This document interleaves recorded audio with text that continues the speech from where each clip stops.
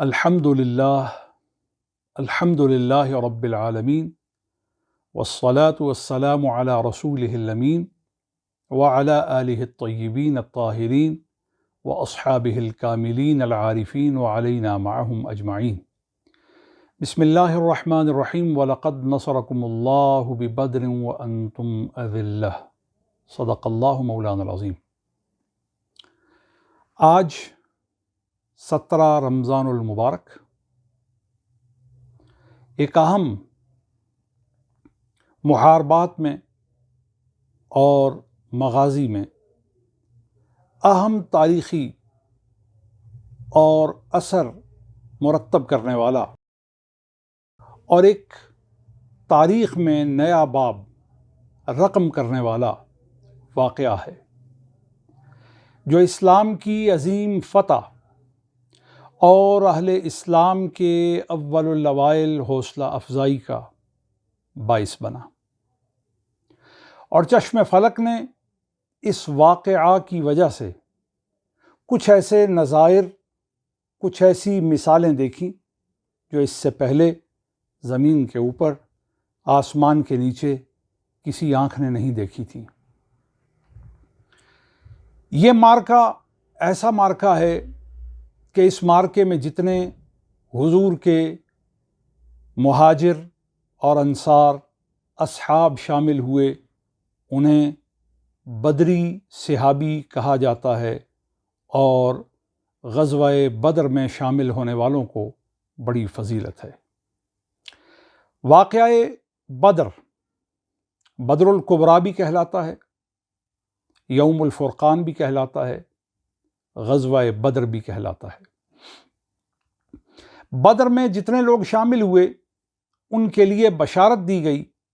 کہ ان پر جنت واجب ہے، اور ان کے لیے عفو کے دسترخوان پر مستقل حصہ داری کا اعلان فرمایا گیا۔ اہل بدر میں جو استقامت اور اہل بدر کے ساتھ جو اخلاص الہی کا رشتہ ہے، وہ ان کو باقی تمام اہل ایمان پر امتیاز مہیا کرتا ہے۔ معرکہ بدر میں ہونے والی جو کشمکش ہے وہ بہت فہم طلب ہے، کیونکہ اس پنجہ آزمائی میں اور اس معرکہ آرائی میں دونوں جانب کی قوتوں نے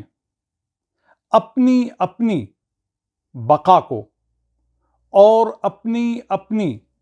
سالمیت کو قائم رکھنے کے لیے سر توڑ کوشش کی۔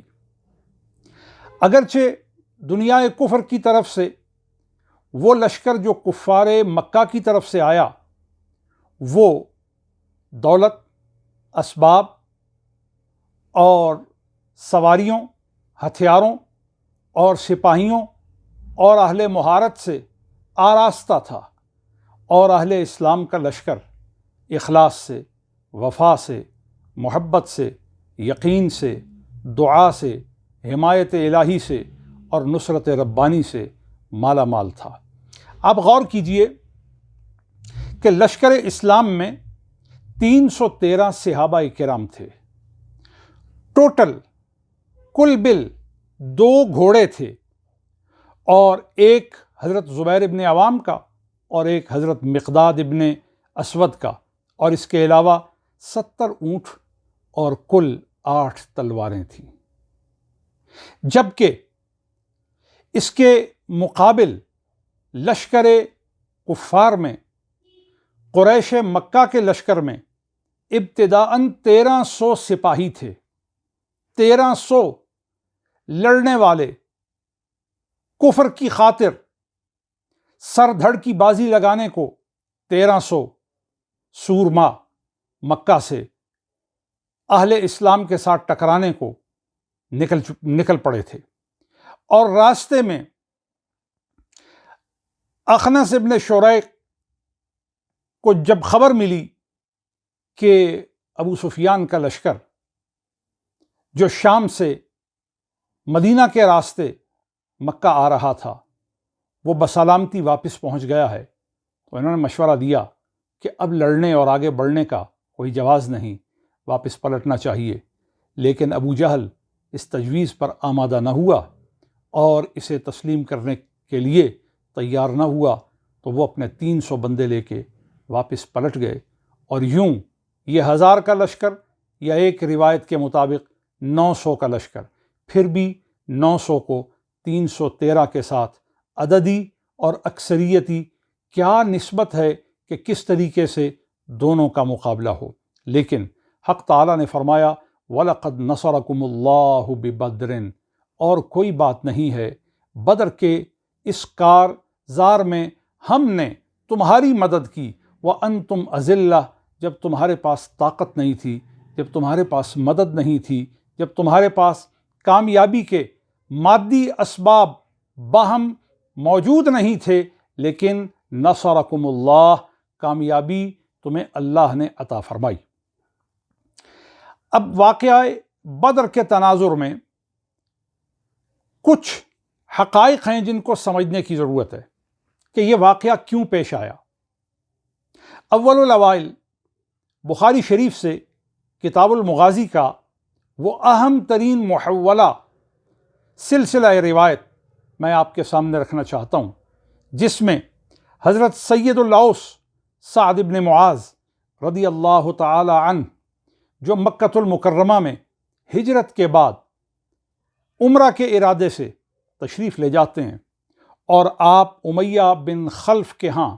مہمان ٹھہرتے ہیں۔ آپ امیہ بن خلف کو کہتے ہیں کہ تم مناسب وقت دیکھ کر کے مجھے بتا دینا کہ میں کعبہ شریف کا طواف کروں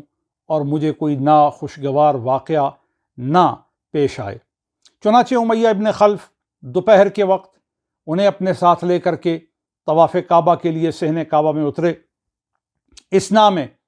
عمر ابن ہشام ابو جہل آ جاتا ہے اور وہ امیہ ابن خلف سے پوچھتا ہے کہ یہ آپ کے ساتھ کون ہے؟ تو امیہ ابن خلف جواب دیتے ہیں کہ یہ سعد ابن معاذ ہیں، سید الاوس۔ ابو جہل ان کے ساتھ بڑی تلخ کلامی کرتے ہیں، اور ابو جہل امیہ ابن خلف کو بھی بہت ترش اور تلخ باتیں سناتا ہے۔ چنانچہ حضرت سعد کو کہتا ہے کہ تم نے ہمارے دین سے منہ موڑنے والوں کو اور ان کی پوری جماعت کو مدینہ میں پناہ دے رکھی ہے، اور صرف پناہ نہیں بلکہ تم ان کی مدد کرتے ہو، اور انہیں تم نے وہاں پوری حفاظت دے رکھی ہے اور پورا ٹھکانہ مہیا کر رکھا ہے۔ اگر تم امیہ ابن خلف کے مہمان نہ ہوتے تو آج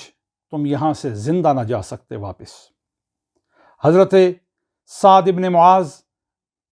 رضی اللہ تعالیٰ عنہ کو یہ باتیں سخت ناگوار گزرتی ہیں۔ آپ فرماتے ہیں اگر تم میرے ساتھ حرم کے اندر طواف کے دوران ایسی نامناسب گفتگو کرو گے اور مجھے جان سے مارنے کی دھمکی دو گے، تو پھر شاید تمہیں معلوم نہیں کہ تم ہمارے مذہب کی راہ میں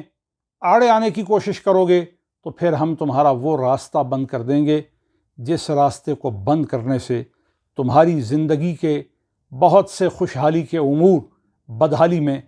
تبدیل ہو جائیں گے۔ یہ واقعہ بدر کی طرف ایک پہلا قطرہ تھا۔ اسی طرح دوسرا واقعہ، اہل یمن بڑی تیزی سے اسلام کو قبول کر رہے تھے، اور صرف خود مائل با اسلام، مشرف با اسلام ہی نہیں ہو رہے تھے، بلکہ بحرین میں انہوں نے عبد القیس جیسے بہت بڑے سردار کو اسلام کے قبول کرنے کے لیے تیار کر لیا تھا، اور تبلیغ کے اثر سے اس کے دل میں اسلام کے لیے جگہ، رغبت اور موافقت پیدا کر دی تھی۔ عبد القیس بحرین سے نبی کریم صلی اللہ علیہ وآلہ وصحبہ وسلم کی ملاقات کو آمادہ ہو کر رخت سفر باندھتا ہے، اور قریش مکہ اس کے سفر میں حائل ہوتے ہیں اور اسے راستے سے واپس موڑ دیتے ہیں۔ یہ دوسرا سبب تھا کہ تبلیغی امور میں اور اسلام کی اشاعت میں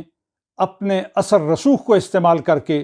اسے معطل کرنا اور باقی علاقوں تک دعوت دین کو پہنچانے میں رکاوٹیں پیدا کرنا۔ یہ 2 سبب ہو گئے۔ تیسرا سبب اس کا کچھ ایسے تھا کہ رجب 2 ہجری میں نبی کریم صلی اللہ علیہ وآلہ وصحبہ وسلم نے یہ فراست نبوی سے اور دانش رسالت سے معلوم فرمایا کہ مکہ میں ان کی دشمن قوتیں جن منصوبوں کو تیار کر رہی ہیں ان پر نظر رکھنا بے حد ضروری ہے۔ آپ نے حضرت عبداللہ بن جحش رضی اللہ تعالی عنہ کی قیادت میں ایک قافلہ 12 بندوں کا روانہ کیا اور فرمایا کہ قریش مدینہ کے باہر سے اپنے تجارت کے قافلے لے کر گزرتے ہیں، تم ان پر نظر رکھو۔ اتفاقاً اس کو انسیڈنس کہیے یا اس کو کسی طرح بھی ایک ایسا معاملہ کہیے جو نہ چاہتے ہوئے ہو گیا کہ حضرت عبداللہ بن جحش قریش کے قافلے پر نظر رکھنے کو روانہ کیے گئے تھے، تو ان کی راستے میں عمر الحضرمی سے ملاقات ہو جاتی ہے، جس کے ساتھ 2 بندے ہوتے ہیں، اور عمر الحضرمی آپ کے مقابلے میں آ کر کے مارا جاتا ہے اور 2 بندے قیدی بنا کر ساتھ لے آئے جاتے ہیں۔ جب یہ خبر حضور کو پہنچتی ہے تو حضور اس پر ناپسندیدگی کا اظہار فرماتے ہیں کہ مکہ میں پہلے سے معاملات جو ہیں وہ بہت ناگفتہ بے ہیں، اور اہل مکہ ہیلے اور بہانے تلاش کرنا چاہتے ہیں کہ وہ کسی طریقے سے مدینہ میں آ کر دخل اندازی کریں اور مدینے میں آ کے بننے والے ماحول کو تہو بالا کریں۔ چنانچہ آپ نے فوری طور پہ قید ہونے والے قیدیوں کو رہا کر دیا اور عمر الحضرمی کا خون بہا ادا کرنے کا حکم فرمایا۔ یہ تیسرا سبب ہے، کیونکہ اہل مکہ کا ایک بندہ قتل ہو گیا، اور قتل میں ریاست مدینہ کا اور سرور کائنات معلم و مقصود کائنات کا کوئی حکم شامل نہیں، اور کوئی رضا شامل نہیں، کوئی اجازت شامل نہیں۔ اب اسی طرح ایک چوتھا واقعہ جو ہے وہ جمع نامی ایک جگہ ہے جو جرف کے قریب ہے، جو مدینہ منورہ سے تقریباً 3 میل یا اس سے کچھ کم و بیش فاصلے پر، مسافت پر یہ جگہ واقع ہے، جو اہل مدینہ کی چراگاہ ہے، اور یہ مکہ اور مدینہ کے درمیان ایک علاقہ ہے، وہاں پر یہ پائی جاتی ہے، لیکن مدینہ شریف کے قریب ہے۔ اب وہاں پہ قرظ ابن جابر نامی ایک مکہ کا سردار، جو 300 میل دور مکہ سے آ کر اس جگہ خاموشی سے حملہ آور ہوتا ہے، اور وہاں حضور کے جانور، حضور کے مویشی چر رہے ہوتے ہیں، وہ جانوروں کو وہاں سے لوٹ کر کے لے جاتا ہے، اس کا تعاقب کیا جاتا ہے، اور وہ بھاگتے ہوئے بدر جا پہنچتا ہے، اور وہاں سے سلامتی کے ساتھ جانوروں سمیت نکلنے میں کامیاب ہو جاتا ہے۔ گویا اہل مکہ 300 میل کی مسافت پر آ کر کے مویشی لوٹ لینا اور املاک کے لیے خطرہ ثابت ہونا اور املاک کے لیے خطرہ بننا، انہوں نے اپنے عمل کے ذریعے، قرظ ابن جابر کے ذریعے یہ دکھایا کہ ہم 300 میل دور آ کر بھی آپ کے لیے خطرہ بن سکتے ہیں، اور کچھ کرنا چاہیں تو اس کو کسی طریقے سے روکا نہیں جا سکتا۔ یہ چوتھا سبب تھا۔ پانچواں سبب اس کا یہ تھا کہ مکہ میں تمام قبائل نے مل کر کے یہ طے کیا کہ دعوت دین حق اسلام کو ہمیشہ کے لیے ختم کرنے اور مدینہ میں ان کے مستحکم ہونے کی صورت کو نیست و نابود کرنے کے لیے چلو اپنی اپنی قوت، اپنی اپنی دھن دولت لگاؤ اور اسلام کے ہمیشہ کے لیے خاتمے کی تدبیر کرو۔ چنانچہ روایات میں آتا ہے، مغازی کی کتب میں آتا ہے، تاریخ کی کتب میں آتا ہے، سیرت کی کتب میں آتا ہے کہ مکہ کی عورتوں نے بھی اپنا زیور دیا اور اس میں بڑھ چڑھ کے شمولیت کی۔ طے یہ ہوا کہ اس سارے زیور سے جتنی رقم آتی ہے وہ ساری اکٹھی کر کے شام تجارت کے لیے بھیجی جائے، اور اس تجارت کے مال سے جو نفع آئے اس نفع سے اسلحہ خریدا جائے، اس نفع سے سامان حرب خریدا جائے اور وہ سارا سامان، وہ ساری دولت اسلام کو ختم کرنے کے لیے صرف کی جائے۔ اس کام کے لیے مکہ میں 262 کلو سونا اکٹھا کیا گیا۔ 262 کلو سونا اکٹھا کر کے اس مقصد کے لیے، ذہن میں رکھیے گا، اسلام کے خاتمے کے لیے، دعوت دین کے خاتمے کے لیے، صحابہ کرام کی جماعت کے خاتمے کے لیے، اہل بیت اطہار کی جماعت کے خاتمے کے لیے، اور لا الہ الا اللہ کی دعوت ازلی کو ختم کرنے کے لیے، نور توحید سے کائنات کو ظلمت میں دھکیلنے کے لیے 262 کلو سونا اکٹھا کیا گیا، اور اس کے لیے جو سامان شام سے لیا گیا اس کو 1000 اونٹوں پر لادا گیا۔ 40 بندے صرف اس کی حراست پر، اس کی نگہداشت پر، اس کے پہرے پر مقرر ہوئے، جن کی نگہداشت میں، جن کے پہرے میں وہ سارا قافلہ شام سے روانہ ہونا تھا۔ اب اس تناظر میں یہ بات ذہن میں رکھیے گا کہ جہاں اہل مکہ اہل مدینہ کی خبر میں رہتے تھے، تو حضور کے صحابہ بھی اہل مکہ کی منصوبہ بندیوں اور چالوں اور ہیلوں بہانوں سے کسی طرح بھی بے خبر نہ تھے۔ چنانچہ نبی کریم صلی اللہ علیہ وآلہ وصحبہ وسلم کو اس پہلے لشکر کے روانہ ہونے کی بھی پوری طرح خبر تھی، اور آپ نے اس خبر پر صحابہ کرام سے بھی مشورہ کیا۔ اور پھر جب ابو سفیان کا لشکر، یہ تجارت والا، جس تجارت کے قافلے کی قیادت اور ذمہ داری ابو سفیان کے ذمے کی گئی، جب وہ لشکر شام سے روانہ ہوا، کتاب المغازی میں علامہ واقدی نے لکھا کہ شام میں جاسوسوں نے انہیں خبر دی کہ محمد صلی اللہ علیہ وآلہ وصحبہ وسلم اور ان کے صحابی آپ کے تعاقب میں ہیں اور آپ کے بارے میں پوری خبر رکھتے ہیں، اور آپ کا یہ مال ان کے ہاتھ آ جائے گا۔ چنانچہ اس پر پھر تدابیر کی گئیں، اور واپسی پر جب مدینے کے قریب وہ پہنچے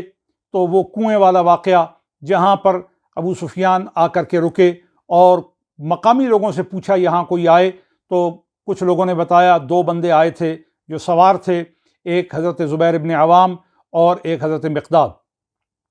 تو پھر ان کی سواریوں کی لیدوں سے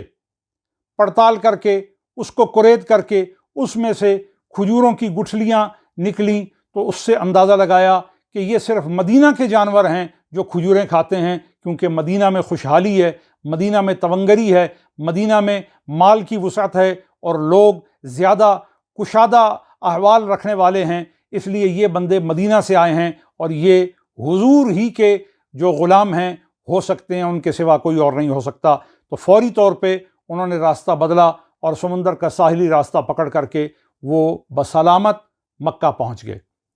اور یہاں ابو سفیان جو ہیں وہ ایک اپنے ایلچی کو، جس کا نام زمزم ابن عمر غفاری ہے، اس کو اہل مکہ کی خبر کے لیے بھیجتے ہیں کہ اہل مکہ کو خبر کی جائے کہ حضور ہم پر حملہ آور ہوا چاہتے ہیں، آپ ہماری مدد کو آئیں، اور تم جب مکہ میں داخل ہو تو اپنی سواری کے نتھنوں کو چیر دینا، اور رنگیلا رومال ہلا کر اپنی قمیص کو سامنے اور پیچھے سے پھاڑ دینا تاکہ خطرے کی شدت کو وہ محسوس کریں۔ یہ جب زمزم ابن عمر غفاری جب مکہ میں داخل ہوئے تو اہل مکہ نے اس کی حالت کو دیکھ کر اور اس کی سواری کی حالت کو دیکھ کر کے شدت کو محسوس کر لیا، اور چونکہ سب لوگوں کی زندگی بھر کی کمائی اس قافلے کے حوالے کر دی گئی تھی، 262 کلو سونا جس قافلے میں روانہ کر دیا ہو، آپ اندازہ کر سکتے ہیں کہ لوگوں کے لیے اس قافلے کی کتنی اہمیت، اور لوگوں کے لیے اس قافلے کی سلامتی جان سے بھی زیادہ کتنی ضروری ہے۔ آپ اور ہر معیشت سے خبر رکھنے والا، تجارت کی اہمیت سے آگاہ رہنے والا اس بات سے ناآشنا نہیں ہو سکتا۔ چنانچہ پورے مکہ کے دل منہ کو آنے لگے، کلیجے پھٹنے لگے، اور غصے سے وہ آپے سے باہر ہونے لگے، ان کا دماغ کھولنے لگا، ان کی آنکھیں سرخ ہونے لگیں، ان کی باتیں پھٹنے لگیں، ان کے سورما ایک دوسرے کو مل مل کر مقابلے کے لیے، انتقام کے لیے نفرت کے ساتھ ایک دوسرے کو ابھارنے لگے۔ اور جانتے ہیں کہ اس میں پیش کون تھا؟ قبیلہ مخزومیہ کا ابو جہل، جو کسی نہ تیار ہونے والے کو بھی تیار کرتا تھا اور اسے غیرت دلاتا تھا اور اس کی مردانگی پر اس کو عار دلاتا تھا اور کہتا تھا چل،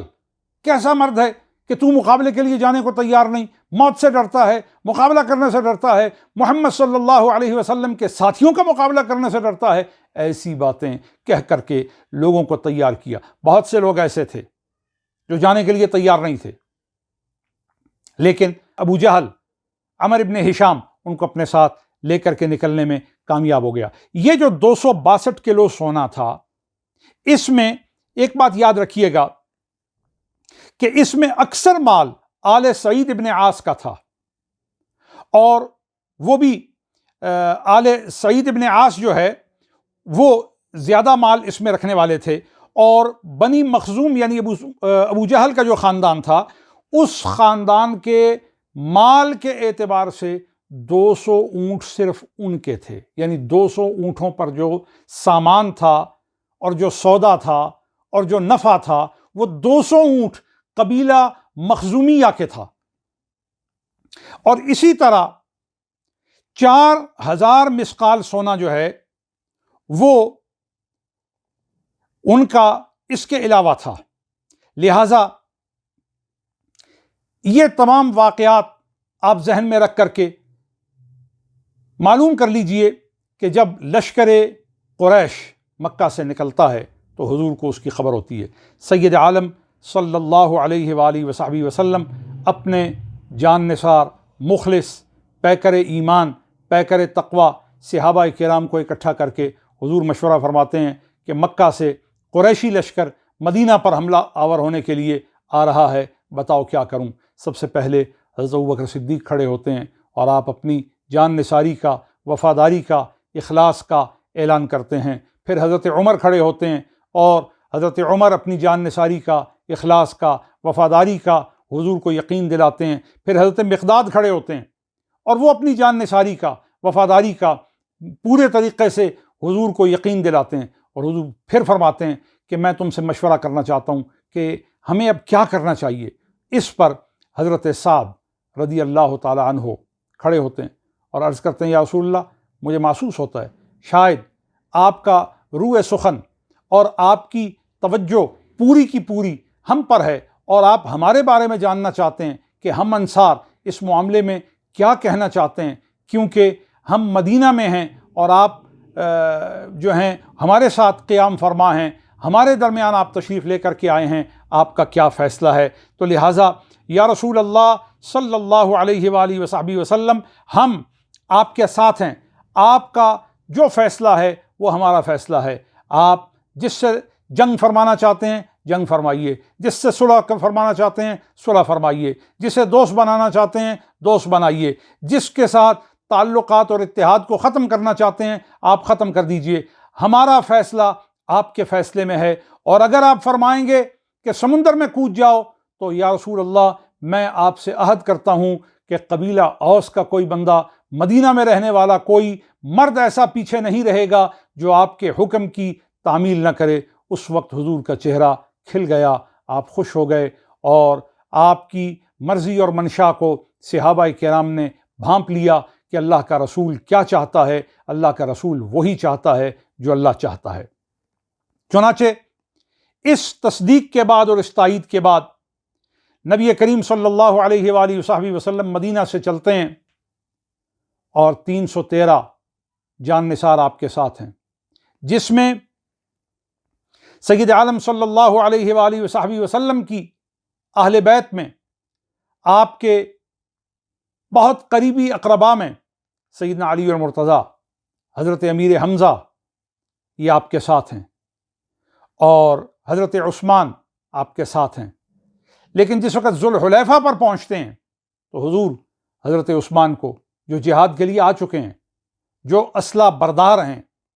جو اللہ کی راہ میں اپنی جان قربان کرنے کے ارادے کے ساتھ گھر چھوڑ کر کے، اہل و عیال چھوڑ کر کے نبی کریم کے ساتھ پابرکاب ہیں۔ ذوالحلیفہ پر حضور نے حضرت عثمان کو اور حضرت اسامہ رضی اللہ تعالی عنہما کو فرمایا کہ رقیہ میری بیٹی، عثمان تمہاری بیوی بیمار ہیں، شدید بیمار ہیں، ان کو عیادت کی اور نگہداشت کی اور مدد کی ضرورت ہے، تم واپس چلے جاؤ، لیکن تم گھر والوں کی نگہداشت کرو مگر تم ہمارے ساتھ مجاہدین میں شامل ہو۔ حضور نے ان کو اہل بدر میں فہرست کے اندر شامل رکھا اور مال غنیمت ملنے والوں میں بھی ان کو شامل رکھا اور مال غنیمت بھی انہیں عطا فرمایا۔ کیونکہ وہ گھر سے جہاد کے لیے خود آئے تھے، اور اب پلٹنے کا فیصلہ حضور نے فرمایا۔ یہ ان کی چاہت نہیں تھی، یہ ان کا سوال نہیں تھا، یہ ان کی تمنا نہیں تھی، یہ ان کی جستجو نہیں تھی، یہ ان کے دل کا مقصد نہیں تھا، یہ ان کے دل کی غرض و غایت نہیں تھی۔ پتہ یہ چلا کہ جن کے ارادے پختہ ہوتے ہیں اور جو جان نثار بن کے نکلتے ہیں، جو سرفروش بن کے نکلتے ہیں، پھر وہ حالات کی وجہ سے کبھی بھی عظمت سے محروم نہیں ہوتے، نتیجہ سے محروم نہیں ہوتے، صلہ سے محروم نہیں ہوتے۔ لہٰذا میدان بدر پہنچ کر سید عالم صلی اللہ علیہ وآلہ وصحبہ وسلم نے ایک کنارہ اپنے صحابہ کے لیے مخصوص فرمایا اور دوسرے کنارے کو قریش نے لے لیا، لیکن بیچ میں خاصا فاصلہ تھا۔ رات قیام کیا، اور اس قیام کے دوران ایک عجیب معاملہ یہ تھا کہ اصحاب رسول رضوان اللہ تعالی علیہم اجمعین نے میدان بدر کا جو کنارہ پکڑا وہ ریتلا تھا۔ اب اس میں سواریوں کا چلنا اور اس میں خود سپاہیوں کا چلنا دشوار تھا، لیکن اللہ کریم نے جو قرآن کریم میں فرمایا وَلَقَدْ نَصَرَكُمُ اللَّهُ بِبَدْرٍ، اللہ نے بدر میں تمہاری مدد فرمائی۔ رات کو بارش ہوئی، اور بارش ہونے کا نتیجہ یہ نکلا کہ ریت والا جو ٹکڑا تھا زمین کا وہ مجاہدین اسلام کے لیے بہت موزوں ہو گیا، اور کفار کا جو خطہ پکڑا ہوا تھا وہ مٹی والا تھا، بارش کی شدت کی وجہ سے وہ کیچڑ بن گیا۔ اللہ اکبر، اللہ اکبر۔ یہ ہے مدد الہی، جس میں ان کا اپنا چلنا، ان کی سواریوں کا چلنا دو بار ہو گیا۔ یہ ہے مدد الہی۔ رات حضور نے اپنے اس لشکر کے لیے دعا کی اور اس لشکر کے لیے بارگاہ الہی میں عرض کی کہ مولا، تیری توحید کو ماننے والے اور تیری عبادت کرنے کے لیے پوری اخلاص اور قوت کے ساتھ جو لوگ جاں گزاری کی نیت کے ساتھ اور تیرے دین کی سربلندی کے ارادے کے ساتھ سرفروش ہو کر آئے ہیں روئے زمین پر، وہ سارے میں اکٹھے کر کے لے آیا ہوں۔ اگر تو ان کی مدد فرمائے تو تیری رضا اسی میں ہم دیکھتے ہیں، اور اگر تو ان کی مدد نہ کرے تو پھر روئے زمین پر تیرا نام لینے والا اور کوئی نہیں ہے۔ اور سید عالم صلی اللہ علیہ وآلہ وصحبہ وسلم رو دیے، آپ پر گریہ طاری ہو گیا، اور یہاں حضرت ابوبکر صدیق رضی اللہ تعالیٰ عنہ حضور کو اپنی باہوں میں لے کر تسلی دیتے ہیں، اور اس تسلی کو کیا رتبہ ملتا ہے کہ پروردگار عالم فرماتا ہے یہ زبان ابوبکر کی ہے مگر تسلی میری طرف سے ہے۔ چنانچہ سید عالم صلی اللہ علیہ وآلہ وصحبہ وسلم پھر اپنے لشکر کو ترتیب دیتے ہیں، اور عصابہ مہاجرین کا جھنڈا، یعنی لشکر مہاجرین کا جھنڈا حضرت حیدر کرار، مولا مشکل کشا سیدنا علی باب مدینۃ العلم حیدر کرار کرم اللہ وجہ الکریم کو عطا فرماتے ہیں، اور عصابہ انصار کا جھنڈا حضرت سعد ابن معاذ کو عطا فرماتے ہیں، اور پورے لشکر کا سفید جھنڈا جو ہے وہ سید عالم صلی اللہ علیہ وآلہ وصحبہ وسلم اپنے مشابہ، اپنے ہم شکل اور اہل مدینہ کو اسلام کے لیے تیار کرنے والے، اور مکہ میں بے مثال قربانی دینے والے، اور اپنے گھر بار خاندان اور اپنی تمول کی صورت، مالداری کی صورت کو اللہ کے رسول کی غلامی پر قربان کرنے والے حضرت مصعب ابن عمیر کے ہاتھ حضور اس سفید جھنڈے کو دیتے ہیں جو مقدمۃ الجیش میں ہوتے ہیں۔ پھر میمنہ کی قیادت حضور حضرت زبیر ابن عوام کو عطا فرماتے ہیں، اور میسرہ کی قیادت حضرت مقداد ابن اسود کو عطا فرماتے ہیں، اور جو پیدل جتھا ہوتا ہے اس کی قیادت نبی کریم صلی اللہ علیہ وآلہ وصحبہ وسلم حضرت قیس کو عطا فرماتے ہیں، اور ساری رات سید عالم صلی اللہ علیہ وآلہ وصحبہ وسلم اپنے صحابہ کے ثبات کے لیے اور اپنے صحابہ کو نصرت الہی کے ملنے کے لیے دعائیں کرتے ہیں۔ سید عالم صلی اللہ علیہ وآلہ وصحبہ وسلم نے جب یہ لشکر ترتیب دے دیا، ان کے لیے دعائیں کر دیں، ان کے لیے اللہ سے مدد طلب کر لی، اللہ سے ان کی بقا کا سوال کر لیا، اللہ سے ان کے ذریعے دین کے احیاء کا اور دین کی اقامت کا اور دین کی بہاروں کا سوال کر لیا، تو پھر حضور نے صحابہ کرام رضوان اللہ تعالی علیہم اجمعین کو حکم فرمایا، سنو، تیر تم نے پہلے نہیں پھینکنا اور حملہ تم نے پہلے نہیں کرنا۔ یہ ہے اسلام کا روح تبلیغ، یہ ہے اسلام کا انداز جہاد، یہ ہے اسلام کا طریقہ تقابل۔ یعنی اسلام آمادہ تقابل بھی ہوتا ہے، تو امن چھوڑنے کی کسی طریقے سے کوئی صورت قبول کرنے کے لیے تیار نہیں۔ حضور نے فرمایا، تیر کمانوں سے تمہارے تیر اس وقت تک نہ نکلیں جب تک وہ تمہارے سروں پر نہ آ جائیں، پھر تیروں سے تم انہیں دور کرو۔ کس قدر انسانیت کا احساس، کس قدر انسانیت کی قدر و قیمت ہے کہ بدر کے میدان میں دشمن سامنے کھڑے ہیں، مگر انسان کی قدر و قیمت اور انسان کی کرامت کو زائل کرنے کے لیے، پامال کرنے کے لیے اور اس سے صرف نظر کرنے کے لیے اللہ کے رسول تیار نہیں ہیں۔ آج اسی فلسفے کو پھر دوبارہ تازہ کرنے کی ضرورت ہے۔ چنانچہ جب دونوں طرف فوجیں صف آرا ہو گئیں تو سب سے پہلے اہل مکہ نے، سرداران مکہ نے یہ طے کیا کہ مبارزت ہوگی، ون آن ون، ایک ایک کے ساتھ مقابلے پہ آئے گا۔ چنانچہ اہل مکہ نے مبارزت میں اپنے 3 بندے نکالے، عتبہ بن ربیعہ، شیبہ ابن ربیعہ اور ولید ابن عتبہ۔ یہ عتبہ ابن ربیعہ اور شیبہ ابن ربیعہ یہ وہ 2 بھائی ہیں جن کا طائف میں انگوروں کا باغ تھا، اور حضور ان کے باغ میں گئے تھے، اور عداس نامی ایک نینوا کا رہنے والا ان کا وہاں خادم تھا، ملازم تھا، جس نے حضور کو انگوروں کا خوشہ پیش کیا تھا۔ اور وہ عداس جو ہے اس موقع پر بھی مکہ میں موجود تھا، اور اس نے عتبہ کو اور شیبہ کو پوچھا کہ تم کہاں جا رہے ہو؟ انہوں نے کہا ہم بدر جا رہے ہیں۔ عداس نے کہا تم اللہ کے نبی کے مقابلے پہ جا رہے ہو، اسی نبی کے مقابلے پر جو باغ میں آئے تھے۔ میں تمہیں منع کرتا ہوں، اللہ کے نبی اور اللہ کے رسول کے مقابلے پر جانے والے خیر نہیں پاتے، سلامتی نہیں پاتے۔ روایات میں آتا ہے کہ عداس جو ہیں وہ بدر تک آئے اور قدم قدم منزل منزل پر ان کو روکتے رہے، لیکن یہ نہ رکے۔ اور ایک روایت میں آتا ہے کہ عداس جو ہیں وہ بھی مشرکین کے ساتھ قتل ہو گئے، اور ایک روایت میں آتا ہے کہ وہ بدر سے پہلے ہی واپس چلے گئے، اور واقدی جیسے مورخین نے لکھا ہے کہ یہ قول زیادہ معتبر ہے کہ وہ بدر سے پہلے ہی واپس پلٹ گئے۔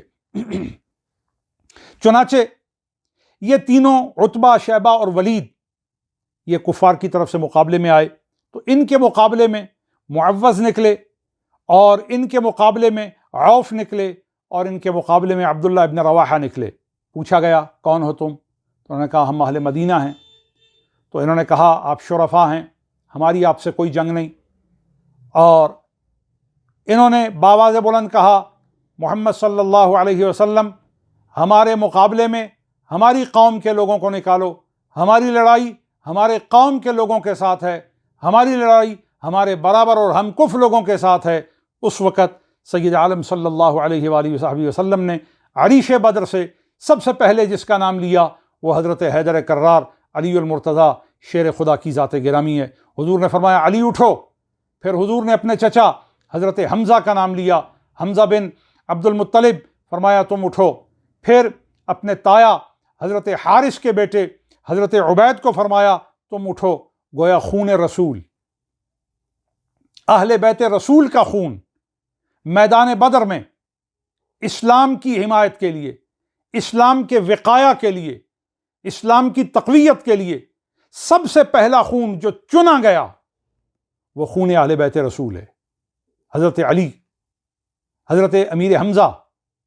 اور حضرت عبید ابن حارث رضی اللہ تعالی عنہ، ان تینوں کو اٹھایا گیا۔ اب ان تینوں نے ان تینوں کا مقابلہ کیا۔ حضرت علی، حضرت امیر حمزہ اپنے مقابل آنے والوں کو پہلی ہی وار میں جہنم رسید کر دیا۔ حضرت عبید ابن حارث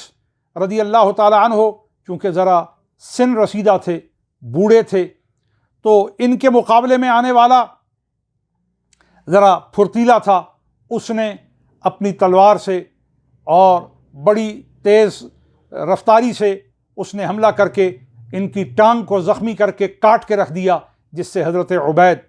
ابن حارث رضی اللہ تعالیٰ عنہ گر گئے۔ سیدنا علی اور حضرت امیر حمزہ یہ دونوں بجلی کی سی تیزی کی طرح حضرت عبید ابن حارث کی طرف بڑھے اور انہیں بچایا اور ان پر حملہ آور کو ایک ہی وار کر کے جہنم رسید کر دیا۔ اور حضرت عبید کو سیدنا علی اور مرتضیٰ نے اپنے کندھے پر اٹھا کر کے حضور کی خدمت میں پیش کیا۔ اور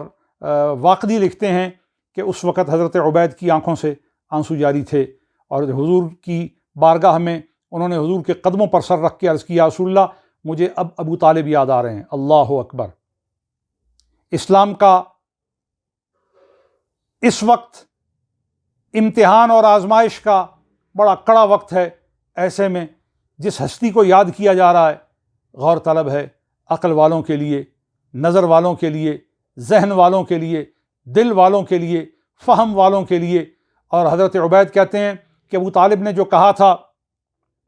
واللہ لن یصلوا الیک بجمعہم، اللہ کی قسم یہ کافر آپ تک نہیں پہنچ پائیں گے۔ عبید ابن حارث کہتے ہیں کہ ابو طالب نے جو بات کی تھی میں نے وہ کر دکھائی ہے، اپنے جسم کے ٹکڑے کر دکھائے ہیں، اپنے جسم کی قربانی پیش کر دی ہے اور آپ تک نہیں آنے دیا۔ لیکن یا رسول اللہ میں تو شہید ہونا چاہتا تھا، کیا میں شہید ہوں نا؟ حضور نے فرمایا ہاں میں گواہی دیتا ہوں کہ تو شہید ہے۔ اور یہ جذبہ تھا، یہ ایمان کی وہ طاقت تھی جس کو لفظوں سے نہیں جانچا جا سکتا، جس کو ذہن کے پرندے اڑانے سے نہیں جانچا جا سکتا، یہ اخلاص کی پاکیزگی سے اس کو سمجھا جا سکتا ہے۔ چنانچہ اس کے بعد پھر یوں ہوا کہ روایات میں آتا ہے کہ حضرت جبریل 500 فرشتوں کا لشکر لے کر اترے، اور پھر روایات میں آتا ہے کہ حضرت میکائیل 500 فرشتوں کا لشکر لے کر اترے۔ اور جب یہ فرشتے مدد الہی کے ساتھ زمین پر اترے تو خالق و مالک کائنات نے ان کو ترکیب سجھائی کہ تم نے کرنا کیا ہے، کیونکہ فرشتے قتال کے لیے تو نہیں بنائے گئے، فرشتے گردنیں کاٹنے کے لیے تو نہیں بنائے گئے، فرشتوں کے تخلیق کا مقصد قتال نہیں ہے، جہاد فی سبیل اللہ نہیں ہے، وہ تو الہام کا فریضہ انجام دیتے ہیں، وہ اللہ کے حکم نافذ کرنے کا فریضہ انجام دیتے ہیں، وہ تسبیح و تحلیل بجا لانے کا فریضہ انجام دیتے ہیں، وہ تقرب الہی کی ہر صورت اور ہر وجہ اور ہر طور وہ بجا لانے کے لیے ہر وقت مستعد رہتے ہیں۔ ان کی تخلیق کا یہ مقصد ہے، تلواریں چلانا، گردنیں اڑانا، خون بہانا، جسم تڑپانا، اور ان کے اندر سسکی پیدا کرنا، اور ان کے اندر نزع کی وہ کیفیت جو لڑائی کی وجہ سے پیدا ہوتی ہے یہ پیدا کرنا فرشتوں کا کام نہیں ہے۔ لیکن اگر مخلصین دین ربانی کے لیے اور غلامان محمدی کی مدد کے لیے ضرورت پڑے تو اللہ اپنی مخلوق کے حقائق میں تبدیلی لے آتا ہے، اور فرشتے جو تسبیح کے لیے بنے ہیں، جو الہام کے لیے بنے ہیں، انہیں جہاد کے لیے اتارا جاتا ہے۔ اور رب فرماتا ہے کہ تم ان کی گردنوں پر مارنا، تم ان کی انگلیوں پر، ان کے پوروں پر مارنا، تاکہ وہ اپنے وجود کو قائم نہ رکھ سکیں، وہ غلامان محمد کا مقابلہ نہ کر سکیں۔ چنانچہ بڑی تعداد میں سرداران قریش، سرداران مکہ قتل ہو گئے۔ ابو سفیان چونکہ اس لشکر میں شامل نہیں تھے، اس مارکہ آرائی میں شامل نہیں تھے، وہ مکہ میں تھے، لہٰذا یہاں تقریباً جتنے بڑے بڑے سردار آئے تھے وہ سارے مارے گئے، اور ان میں جو سب سے بڑا سردار تھا، جس کو سب سے زیادہ حضور سے عداوت تھی اور حضور سے نفرت کرتا تھا، وہ 2 بچوں کے ہاتھوں، معاذ اور معوذ، ان دونوں کے ہاتھوں قتل ہوا۔ لیکن روایات میں آتا ہے کہ ان بچوں نے بالکل زندگی اور موت کی ایسی کشمکش میں مبتلا چھوڑ دیا، بچوں نے سمجھا مر گیا ہے۔ سید عالم صلی اللہ علیہ وسلم نے فرمایا کہ ابو جہل کی خبر لو، تو حضرت عبداللہ ابن مسعود رضی اللہ تعالیٰ عنہ اس کی خبر لینے کو جب پہنچے تو دیکھا کہ ابھی اس میں سانسیں موجود تھیں، آپ اس کے سینے پہ چڑھے اور اس کی گردن کو کاٹنے لگے۔ تو روایات میں آتا ہے ابو جہل نے پوچھا کون ہے تو آپ نے کہا عبداللہ ابن مسعود۔ ابو جہل نے حضرت عبداللہ ابن مسعود رضی اللہ تعالیٰ عنہ کو کہا میری گردن اوپر سے نہ کاٹنا، نیچے سے کاٹنا، تاکہ جب کوئی میری کٹی گردن کو دیکھے تو اسے پتہ چلے کہ یہ کسی سردار کی گردن ہے۔ گویا کفر نے موت کی وادی میں اترنے کے باوجود بھی غرور اور تکبر ترک کرنے کی صلاحیت اس کے اندر پیدا نہیں ہونے دی۔ کفر بہت بری چیز ہے، کفر ایک ایسی بیماری ہے جو انسان کو معرفت سے اور فہم سے محروم کر دیتی ہے۔ اسی طرح یاد رہے کہ یہ مارکہ ایک عظیم مارکہ تھا، اور اسلام کی عظیم فتح کا یہ مارکہ تھا، اور اس مارکہ میں 14 صحابہ کرام شہید ہوئے، جن میں 6 مہاجر صحابہ تھے، 8 انصار صحابہ تھے، اور کفار کا لشکر اتنا بڑا لشکر تھا کہ ان کے ساتھ جو ان کی سواریوں کی تعداد تھی، ان کی تعداد کے حوالے سے کتب کے اندر یہ نقل ہے کہ کفار کا جو لشکر ہے اس لشکر میں ان کے پاس 700 تلواریں تھیں، 100 ان کے پاس گھوڑے تھے، اور ہزاروں کی تعداد میں اونٹ تھے، جن میں 10 اونٹ وہ روزانہ ذبح کر کے کھاتے تھے۔ اندازہ کیجئے اتنا بڑا لشکر، اور اس لشکر کا مقابلہ 313 صحابہ کرام، جن کے پاس کل بل 8 تلواریں ہیں، 70 اونٹ ہیں اور 2 گھوڑے ہیں۔ عقل چکرا جاتی ہے، حساب ایک دفعہ ہیجان میں چلا جاتا ہے۔ یہ ہے نصرت الہی، یہ ہے نتیجہ معیت نبوی، یہ ہے نتیجہ اثر دعائے مصطفی۔ لہٰذا ابو جہل 70 برس کی عمر میں مارکہ بدر میں قتل ہوا، اور یوں 70 کافر قتل ہو گئے اور 74 کافر گرفتار ہو گئے۔ صحابہ کرام کی تفصیل، بدر کے عظیم شرکت کرنے والے افضل صحابہ کی ترتیب، اور ان کی جو درجاتی اور طبقاتی اعتبار سے تعداد ہے وہ آپ کی خدمت میں عرض کرتا ہوں۔ 83 مہاجرین، 61 قبیلہ اوس کے خوشبخت صحابی، 169 قبیلہ خزرج کے جلیل القدر صحابی، کل 313 بے مثال عظیم المرتبت رفیع الدرجہ مجاہدین صحابہ کرام غلامان مصطفیٰ رضوان اللہ تعالی علیہم اجمعین تھے۔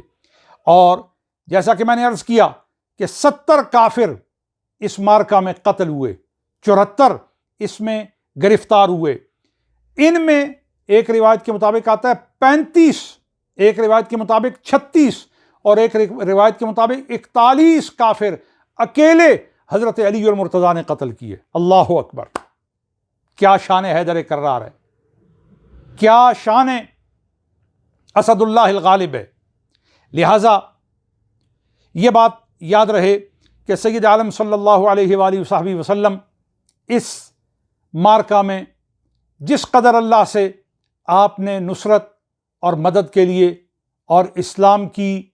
بقا کے لیے دعائیں کیں، ایسی عجز و تضرع الحاح کے ساتھ کوئی دوسری اور صورت دکھائی نہیں دیتی۔ ایک واقعہ آخری پیش کر کے اپنی گفتگو کو سمیٹتا ہوں۔ کتاب المغازی میں اور احادیث کی دیگر روایات کے مجموعوں میں یہ روایت پائی جاتی ہے کہ جس وقت فتح ہو گئی تو نبی کریم صلی اللہ علیہ وآلہ وصحبہ وسلم صحابہ کرام کو عصر کی نماز کی امامت کروانے لگے۔ اللہ اکبر!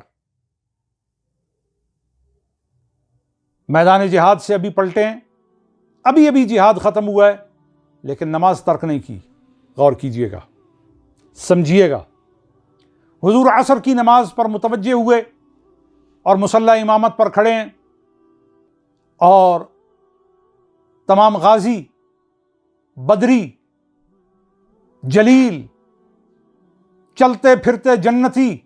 جن سے اللہ راضی ہو گیا وہ اللہ سے راضی ہو گئے، وہ حضور کے ماموم ہیں، حضور کی اقتداء میں ہیں، حضور کے مقتدی ہیں، حضور نماز کی امامت کروا رہے ہیں۔ اور وہ جو لشکر عصابہ آئے تھے فرشتوں کے، حضرت جبریل کی قیادت میں، حضرت میکائیل کی قیادت میں، انہوں نے دیکھا فتح تو ہو گئی، اب وہ اپنا سارا لشکر سمیٹ کر کے واپس آسمانوں کی طرف چلے گئے۔ تو روایات میں آتا ہے کہ جب وہ لشکر حضرت جبریل اور حضرت میکائیل کی قیادت میں واپس آسمانوں کی طرف چلے گئے تو انہیں واپس لوٹا دیا گیا کہ تمہیں آسمانوں میں واپس آنے کی اجازت نہیں۔ پوچھا کیوں؟ تو فرمایا گیا کیا تم حضور سے اجازت لے کے آئے ہو؟ کیا پوچھ کے آئے ہو کہ حضور راضی ہو گئے؟ ہم نے صرف مدد کے لیے نہیں بھیجا تھا، ہم نے یار کی رضا کے لیے بھیجا تھا، مصطفیٰ کی خوشی کے لیے بھیجا تھا۔ جاؤ واپس، پہلے حضور کی خوشی کی یقینی خبر لے کر آؤ، پھر جنتوں میں واپس داخل ہونا، پھر آسمانوں میں داخل ہونا۔ روایت میں آتا ہے کہ فرشتوں کے سردار حضرت جبریل، اور ایک روایت میں آتا ہے کہ حضرت میکائیل حضور کے نماز کے سامنے آئے اور حضور نے دیکھ کر تبسم فرمایا، اور حضور نے اپنی خوشی کا ان کو عندیہ دیا، اور پھر وہ واپس پلٹے۔ صحابہ نے حضور سے پوچھا یا رسول اللہ، آپ کا نماز میں تبسم فرمانا کس وجہ سے تھا؟ فرمایا فرشتوں کو اللہ نے میرا مقام بتایا ہے، فرشتوں کو اللہ نے میری شان بتائی ہے، لہٰذا جو حضور کی شان کو پہچانتا ہے، عزت، کامیابی اور مرتبہ اسی کا بخت بنتا ہے۔ اللہ تعالی ہمیں اصحاب بدر کی عزت و عظمت اور ان کے فیضان پر متوجہ رہ کر اپنے باطن میں دین کی محبت، حضور کا عشق، قرآن سے تعلق، سنت رسول کے ساتھ وابستگی عطا فرمائے۔ وما علی الا البلاغ۔